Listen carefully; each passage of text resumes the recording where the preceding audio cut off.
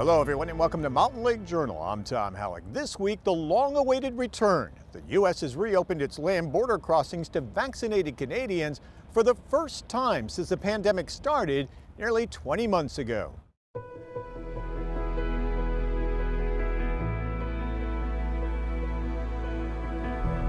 Lines of cars and RVs were backed up for more than a mile at the Lacolle border crossing as Quebecers waited for hours early Monday to be among the first non-essential Canadians allowed back into the U.S.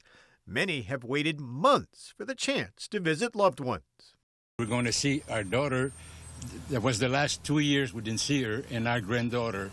So, couldn't care less if I wait 3 hours. But by mid-morning, the wait was down to just a few minutes for Louise Bodine from Chicoutimi, Quebec. No waiting, 5 minutes. Good. Louise and her husband Eve are among the many snowbirds migrating south to their winter home in Florida. Last year, like many other Canadians, they had to fly to get into the States and pay $1,600 to a car carrier service to get their car trucked across the border. Very expensive. Snowbird Daniel Broussard from Saguenay, Quebec, and his wife Celine Carter are happy to be heading south to their Florida home. With COVID, they were nervous about flying last year, so they stay put in Quebec. No. Last year we don't come because with the COVID, we passed the winter in the snow. Or the winter. Canadians who are considered essential workers in the U.S. and who have been making this trip all during the pandemic suddenly have found themselves with a lot of company at the border. I've never had more than 10 cars at the border. Oh, it's hard. Leaving the house since 2 hours now, and I'm not there. I just want to go to work. I didn't know it was going to be that crazy today. The U.S. has dropped most of the COVID-19 travel restrictions placed on Canadians entering the U.S. through border crossings. They now simply have to show proof they're fully vaccinated along with a passport. But their return trip home is a different story.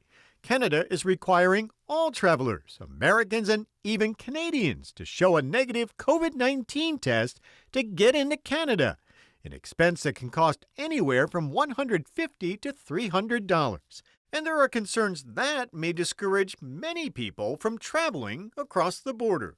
We want to keep expectations in where they need to be. It's not a full reopening of the border. So that means that we're not going to see casual travel starting on November 8th. We're going to see what I call purposeful travel.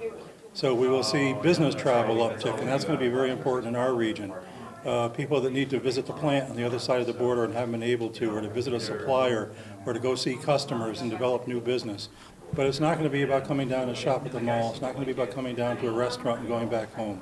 So now the advocacy needs to turn to our Canadian friends, particularly from Canadian people who want to cross the border but are going to be inhibited, to tell their MPs and their government it's time to reassess those test requirements. The casual traveler that wants to come down here, maybe shop, they're probably not going to do that if there's a testing requirement, especially now that it's getting harder to get a test on both sides of the border, and it's expensive.